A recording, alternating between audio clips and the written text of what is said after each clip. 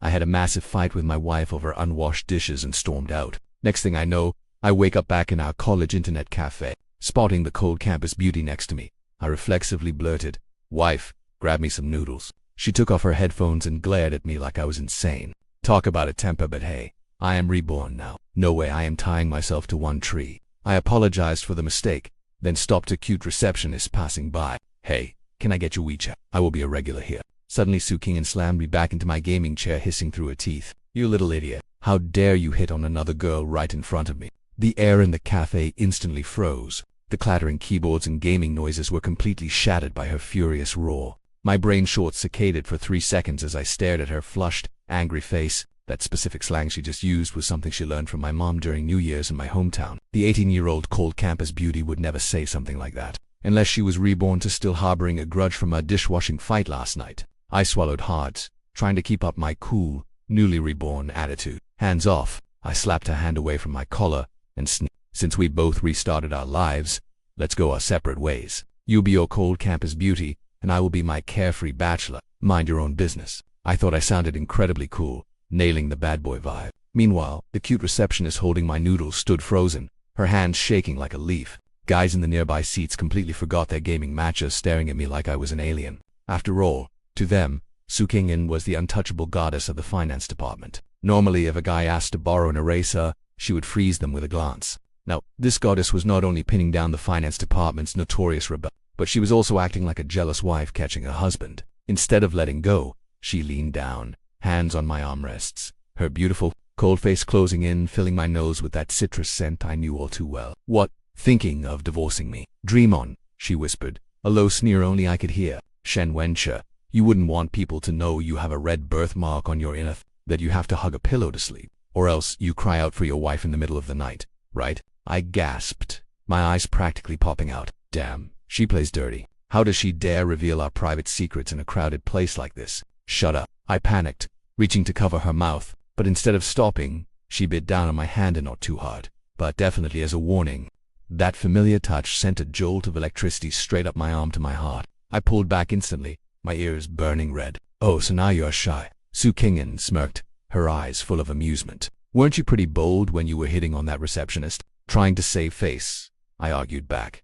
"I only did that to test if you were reborn too." "Oh, is that so?" She gave me a knowing look. "Now that the test is over, let's go." She stood up, smoothing her white shirt, looking like an untouchable goddess again. I shrunk back warily. "Back to the dorms," she said, looking down at me. "You snored last night and kept me awake. Now you are punished to come back and nap with me." Instantly, the eavesdropping guys gasped in unison. What was happening? Snoring? Napping? Are the cold goddess and the campus rebel already living together? Under their intense gazes, I wished I could sink into the floor. "Su King, are you insane? This is 2014. I hissed in a low panic, but she just casually flipped her hair. "Log me out of this station." Before I could even resist, she grabbed my collar and dragged me out like a stray dog right out of the internet cafe. I, a 6'1" manly guy, was dragged out in front of all those gaming teenagers. The outside sun was blinding, looking at our slender yet bossy back. I cannot live like this. We are definitely getting a divorce. I struggled all the way back to the dorm and burst inside. My roommates, Fatty and Monkey, were playing ranked games shirtless. Seeing me rush in, panting and disheveled, both stopped playing. "Bro chow, did you just get assaulted?" Fatty asked, pushing up his black-rimmed glasses. I grabbed a water bottle from the desk and chugged it down, trying to calm my racing heart. "Assaulted? My ass. I was just enjoying life at the cafe," I muttered, wiping my mouth to look cool. But my mind was filled with Su King and smirking eyes when she grabbed my collar. She has lost her mind in our past life. She actually acted like a cold goddess. Back then, her face turned red just holding hand.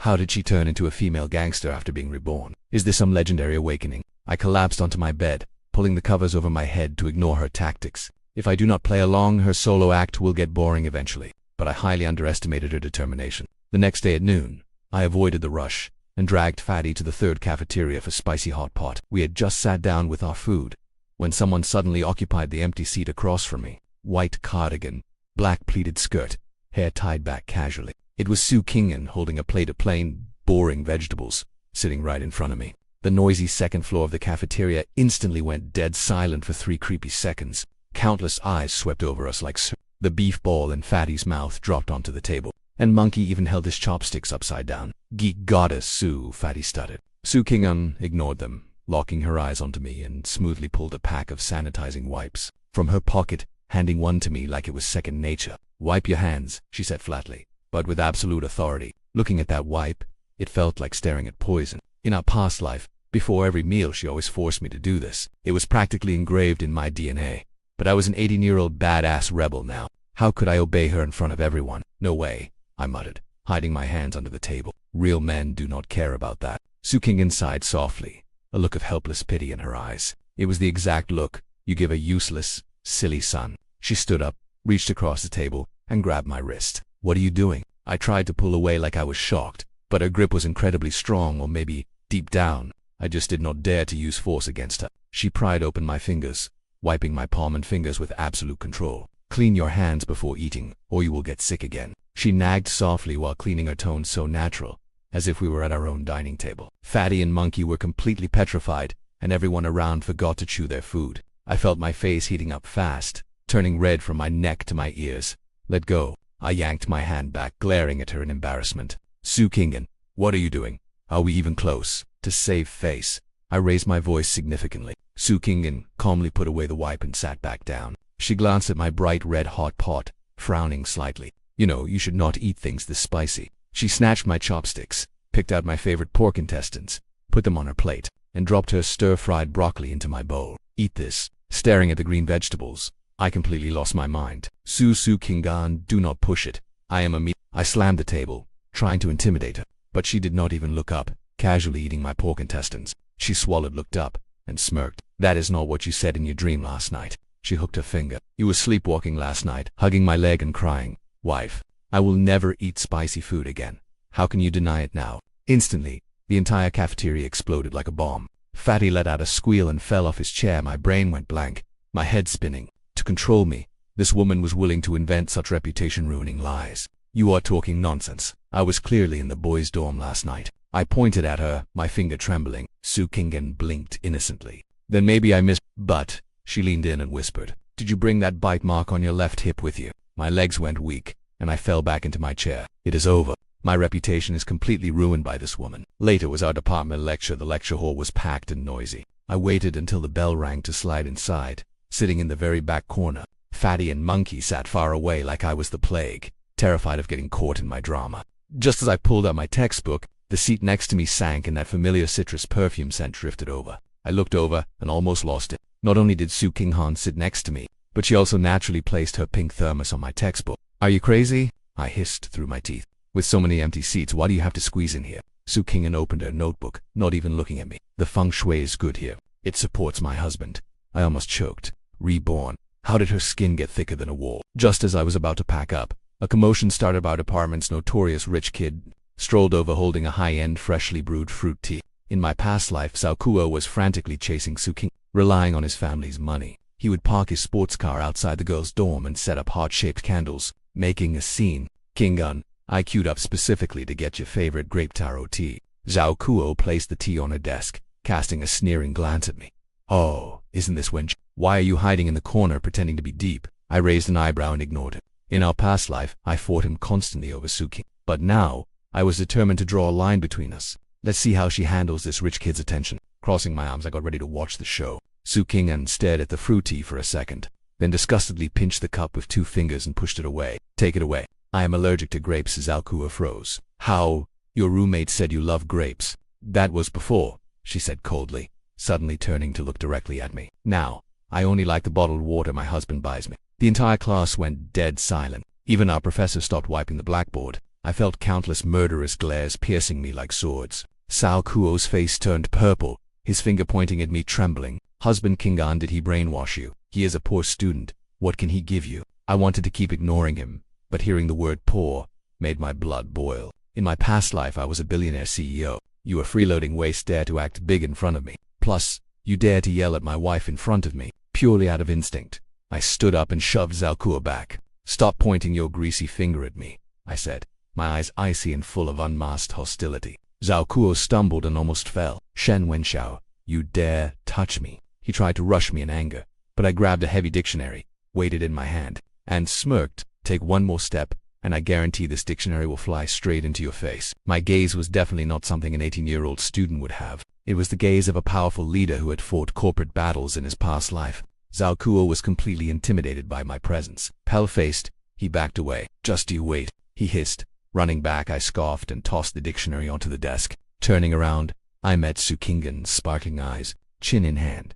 She stared at me with pure, unhidden adoration. "Hubby so handsome," she mouthed. Instantly, the frustration boiling inside me was snuffed out completely, replaced by a sudden, intense burn in my ears. "Shut up," I muttered, sitting down roughly. Trying to hide my panic, I grabbed my half-empty water bottle and unscrewed the cap. "Who's your hubby anyway?" I just thought he looked annoying. She didn't argue. Instead, she took the bottle right out of my hand, tilted her head, and took a sip, her lips pressed exactly where mine had been. My brain short-circuited as I watched her swallow. "Why are you drinking my water?" I stuttered, trying to snatch it back. She just licked her lips, glistening lips curving up.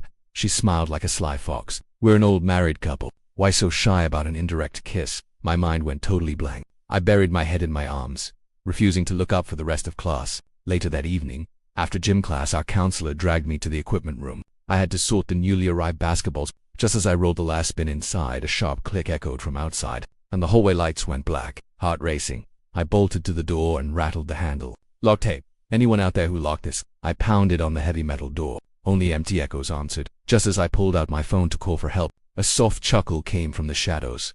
"Save your breath." I shut the door when I walked in. I would recognize that voice anywhere. I spun around, squinting through the dim moonlight spilling through the window. There, leaning against the high jump mats, was Su Qinggan. She was in a tight sports tank and shorts, her jacket slung carelessly over one shoulder. In the low light, her pale skin looked dangerously captivating. "Are you out of your mind?" I muttered, running a frustrated hand through my hair. "Why did you follow me?" "A guy and a girl locked in a room together. What about my reputation if people find out?" She chuckled softly, pushing herself up from the mats and walking toward me. The tiny room felt smaller with every step she took, her signature citrus scent filling the air. I backed away until my spine hit the freezing metal door. "Nowhere left to run. Reputation," she echoed, closing the distance until I could feel her warm breath. "Shen Wenche, is there a single inch of your body I haven't seen or touched?" Tilting up on her toes, she draped her hands naturally over my shoulders. "Are you seriously playing the innocent college boy with me now?" My entire body went stiff, my breath hitching in my throat. "Don't play around. We're at school." I tried to push her back, but touching her waist felt like an electric shock. I flinched. The muscle memory from our past life was terrifying. I physically couldn't bring myself to be rough with her. Sensing my hesitation, her smile widened. Instead of backing off, she pressed even closer, her body molding against mine. "What about school?" she murmured, her voice dripping with sweet temptation.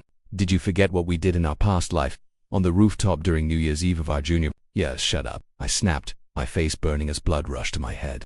"That was in our past life. I don't know you anymore." Her hands slid slowly up from my shoulders, her fingers tracing up to rest against my throat. "Oh really? Then, do you know that your atoms?" I grit my teeth, clenching my fists so hard my nails dug into my palms. I was barely holding back the urge to drag her into my arms. "Su Qinggan, I'm warning you, don't play with fire." My voice was raspy, carrying a dangerous edge that even scared me, but she didn't care at all. Unafraid, she tilted her head up. Her cold, stunning face looked breathtaking in the moonlight. Her lips were less than 2 centimeters from mine. If I leaned down just a fraction, I would be done for. "What are you going to do to me?" she whispered, closing her eyes. Her eyelashes trembled, as if waiting for my kiss. My sanity completely snapped. "Screw the divorce." Screw drawing a line between us. I grabbed the back of her head, pulling her in for a deep kiss. But right at that critical second, a sharp click echoed. The equipment room lock rattled, and a blinding beam of light shot through the gap in the door. "Who is in there? What class are you?" The security guard's gruff voice boomed down the hallway, instantly shattering the romantic tension. I quickly shoved Su Qinggan away, my chest heaving and eyes bloodshot from the sheer effort of holding myself back. Then the door swung open. In that instant I pulled her behind me, using my body to block the guard's flashlight. "Sir, I came to count the equipment and got locked in by accident." I tried my best to hide the tremor in my voice, keeping my eyes glued to the floor, not daring to look at Su Qinggan. The guard eyed me suspiciously, then muttered a warning before turning to leave. I did not look back, terrified that a single glance would expose how utterly defeated my defenses were. "I am leaving first," I muttered. Like a runaway soldier, I bolted out of the room and vanished into the night. Thanks to that scare and the freezing wind, I predictably fell sick. The next morning, my head was splitting and my body was freezing. I did not even have the strength to climb down from the top bunk. Fatty and Monkey panicked when they saw my face flushed red with fever, reaching for their phones to call our advisor. "No need. I just need sleep," I croaked. Just then, the dorm door was kicked open with a loud bang, startling all three of us. I struggled to open my eyes and saw Su Kingen standing at the door, holding a massive plastic bag and looking absolutely furious. Somehow, the dorm matron had not stopped her. Fatty and Monkey exchanged terrified looks, and with perfect coordination, slipped out along the wall, thoughtfully closing the door behind them. "You guys," I did not even have the energy to curse. Su Kingan walked over, her brows furrowed with undisguised worry. She pressed her cool hand against my burning forehead. "A fever this high and you are still toughing it out. Shen Wenchao, do you really think you are made of iron?" Her voice was sharp, but her actions were incredibly gentle. That familiar, comforting sense of being looked after by her instantly shattered my fragile defenses. "I am fine," I mumbled, pulling the blanket up to maintain some stubborn dignity. But Su Kingen was not buying it. She expertly pulled out fever medicine, warm water, and a container of my favorite preserved egg and pork porridge. "Get up and take your medicine," she said. Kneeling slightly on the bed, she dragged me out of the covers. I was completely weak, propped against the wall like a limp rat. She placed the pills into my mouth and held the cup to my lips. I obediently swallowed, the bitter medicine spreading in my mouth. After that, she opened the porridge, scooped up a spoonful, blew on it gently, and held it to my lips. Open up, staring at her focused face. My slow, feverish brain struggled to process. Memories of my past life began to blur with reality. Back then, whenever I fell sick, she would cancel all her work to stay by my side. That ruthless, powerful businesswoman only showed this incredibly soft, tender side when she was with me. I completely dropped my guard. Wrapping my arms around her waist like a wounded dog, I buried my burning face in her soft stomach, greedily inhaling her familiar citrus scent. "Wife, I was wrong. I will wash the dishes and mop the floor. Just do not ignore me," I mumbled, completely muddled by the fever. Muttering the apologies I used to make during our arguments in our past life, Su Kingan's body froze. The spoon halted midair, a drop of porridge falling onto the blanket. She looked down at me, clinging to her like an octopus. With a soft, helpless sigh, she set down her things and stroked my hair with incredible tenderness. "Silly," she whispered softly. She let me hold her as I slowly drifted off to sleep. I do not know how long passed, but my fever finally broke and my head cleared. I slowly opened my eyes, only to realize I was clinging to Su Kingan's waist in an incredibly embarrassing position. She was lying beside me on the bed, looking down at her phone. To make matters worse, our dorm door had been left cracked open. Fatty and Monkey were standing there, holding up their phones, frantically snapping photos. Shh! I let go instantly, springing out of bed like a coiled wire. "What do you think you are doing?" I roared at the door in pure embarrassment. Fatty almost dropped his phone, quickly grabbing Monkey to make a run for it. Su Kingen put away her phone, looking at me with a smirk. "Done hugging me?" My face turned red as a beet as I stuttered an excuse. I had a nightmare from the fever. "I thought you were my husky body pillow." Su Kingan raised an eyebrow, standing up to smooth her clothes. "Is that so? Does your husky pillow also make you wash dishes?" I shut up instantly, wishing I could disappear. This woman is my absolute nemesis. That afternoon in the library, sunlight streamed through the windows onto the wooden tables. My cold was mostly gone, and Fatty had dragged me here to study for mid. As I was staring miserably at a page of calculus, a strong whiff of perfume wafted over. A girl wearing a floral dress stood timidly by my table, holding a few books. It was Lin Chacha, a sweet-looking finance freshman. "Senior Shen, I don't really know how to do this problem. Can you teach me?" She blinked her innocent eyes, her voice so high-pitched and fake it gave me goosebumps.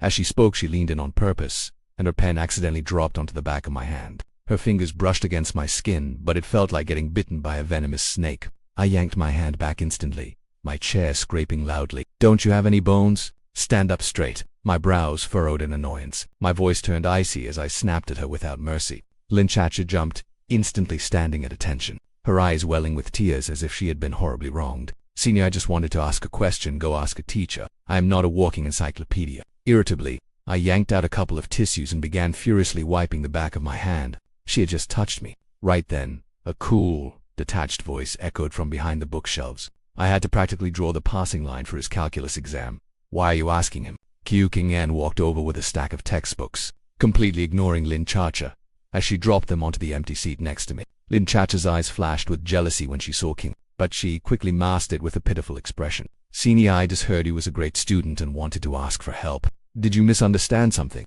She deliberately put extra weight on misunderstand, clearly trying to drive a wedge between us. Anyone else might find her act cute, but in front of King, my double standards kicked in instantly. "Which of your eyes sees me as a good student?" I slammed my calculus textbook, covered in red crosses, onto the table. My brain is slow. For the rest of my life, I am just relying on my wife to teach me. With my brain power, aren't you worried I would turn you into an idiot? A collective gasp echoed from the students eavesdropping around us. Lin Chacha's face flushed a deep, angry red as tears welled up. Senior Shen, how could you talk to me like that?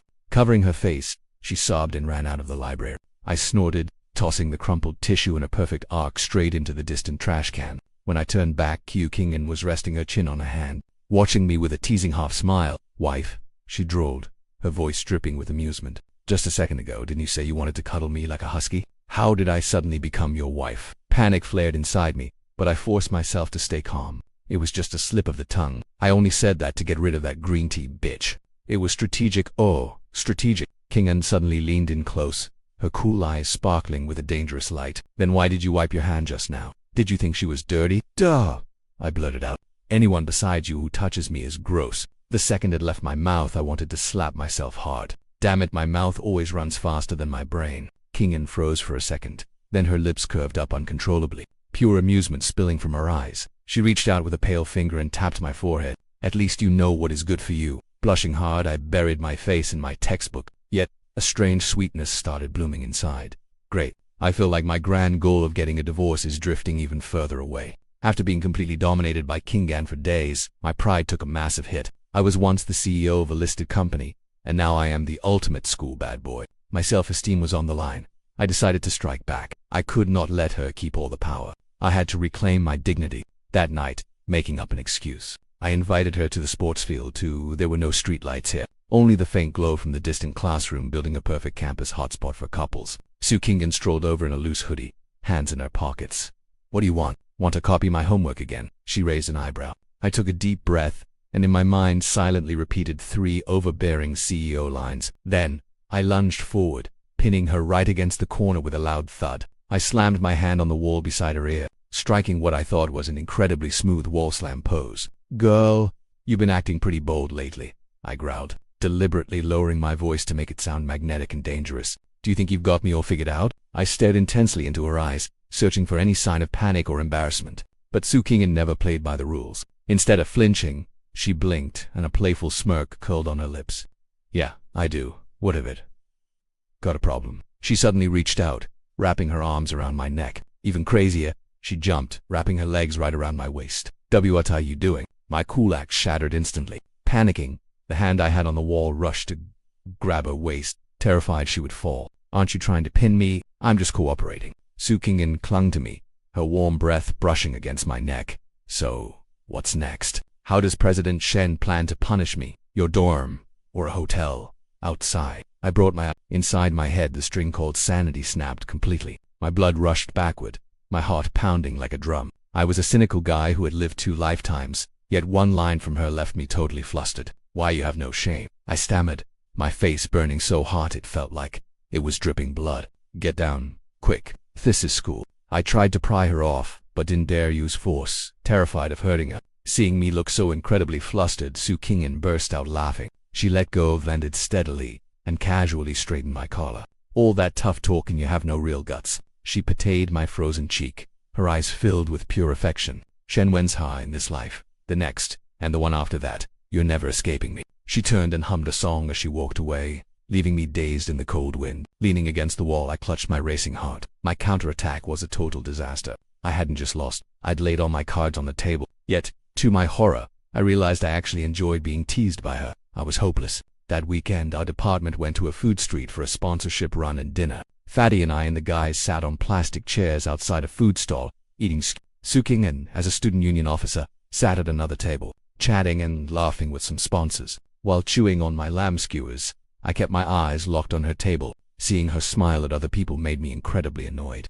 Just then, a few drunk thugs from a nearby table stumbled over. A bald guy stared straight at Su Qingyan, letting out a sleazy whistle. Hey beautiful, why don't you come have a drink with me? The bald guy said, reaching his hand out to touch Su Qingyan's face. In that instant, my sanity completely evaporated. I didn't even realize how I'd rushed over. I grabbed a beer bottle nearby and smashed it right over his head. Glass shattered everywhere, and green liquid mixed with blood dripping down his bald head. The entire place went dead silent, everyone stunned by my sudden violence. The bald guy screamed, clutching his head as he fell. His buddies froze for a second, then grabbed chairs and charged. "You dare hit her, boss.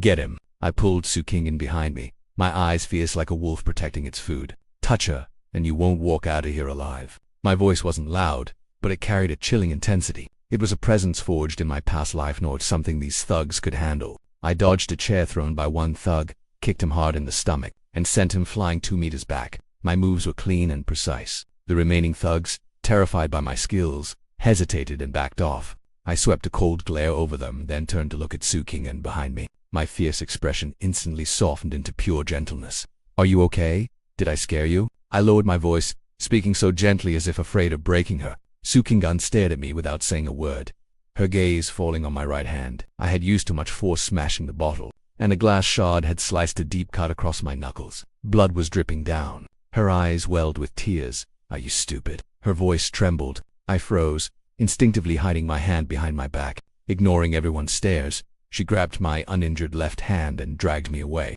The night wind rushed past us as I watched her run. The hard shell around my heart finally shattered completely. To hell with divorce, to hell with pride, to hell with starting over. Su Kingin dragged me to a bench by the river. The night breeze washed away the scent of blood, leaving only the sound of the river lapping against the shore. She pulled band-aids and antiseptic swabs from her bag, sat down, and commanded, "Hand." Her voice was thick with emotion. I obediently handed over my injured hand. She lowered her head, carefully cleaning the wound with a cotton swab under the dim yellow streetlight. Suddenly, a hot tear splashed onto the back of my hand. It burned. Seeing her cry was my absolute weakness. In my past life, no matter how bad things got in business, I never flinched. But the moment she cried, I completely lost my mind. I purposely hissed in pain. Sure enough, she looked up, panicked. "Did I hurt you?" I used my left hand to gently wipe away her tears. "Don't cry. I'm fine. You're usually so tough when scolding me. Why are you a crybaby now?" Su Kingin sniffled and glared at me. "You dare bring up home. Shen Wenchao, do you even know why I fought with you?" I froze. All this over that unwashed bowl from our past life. Back then, my company had just gone public, and I came home late every night. She was also exhausted from running her family business. That night, we were both completely drained. When she saw the dirty bowl in the sink, she just snapped. I thought she hated me for being useless. My voice was dry. Su Kingin yelled, which she rarely did. "I was worried about you. Your stomach is terrible, yet you drank every day and still forced yourself to do chores. I just wanted you to rest, but you got mad and stormed out." She cried harder, her tears falling like broken pearls. I completely froze. So the fight that triggered our rebirth wasn't because we stopped loving each other, it was because we were both clumsily trying to care for the other in our own ways. Guilt and affection instantly washed over me like a massive wave. "I'm sorry," I pulled her into my arms, holding her tight. "I'm sorry, babe. I was a complete idiot, too obsessed with my pride." I buried my face in her neck, my voice cracking. "I admit it. I can't live without you. The whole bachelor act was a total lie. Seeing you smile at others drives me crazy. Seeing someone touch you makes me furious. Su Kingin, I surrender. I'm completely yours." She quieted down in my arms, wrapping her hands tightly around my back. "You're a major idiot," she sobbed softly right into my ear. "But I just happened to love this idiot." The night wind was cool, but my heart was so warm it could melt glaciers. The next day, our entire department went crazy. Shen Wenchao, the school's notorious bad boy, was actually holding hands with the Ice Queen, Su Kingin, as we walked into the cafeteria. "Babe, do you want sweet and sour ribs today?" I asked, placing the tray before her with a grin. Everyone's jaws hit the floor. Fatty and his buddy clung to each other, shaking as if the world was ending. "Chow, did you get possessed?" Fatty stammered. I scoffed and slapped his chopsticks away from the ribs. "Get lost. These are for my wife. Go eat your cabbage." Su Kingin giggled, watching me guard the plate like a protective dog. She picked up a rib and naturally fed it to me. "You eat some too." I happily enjoyed her feeding me, throwing a smug glare at the guys who had crushes on her. "What are you looking at? She is my wife. Fair and square." After lunch, we walked hand in hand along the campus path. Sunlight filtered through the trees, casting a warm glow over us. Suddenly Su Kingin's shoelaces came loose. Without a second thought, I knelt down on one knee and tied a perfect bow. Girls walking by gasped. "Oh my god, did Shen Wenchao really just tie Su Kingin's laces? That's incredibly sweet. Who says cool bad boys can't be romantic?" I stood up and brushed the dust off my jeans, completely ignoring the stares. Let them laugh and call me whipped. What do they know? This is what true love is about. Shen Wenchao. Su Kingin suddenly stopped and looked up. "Yeah, thank you." She stood on her tiptoes, pressing a soft kiss to my lips. "Thank you for starting over with me. And thank you for that dirty bowl." I froze, then took charge, holding her head to deepen the kiss. "Thank you too."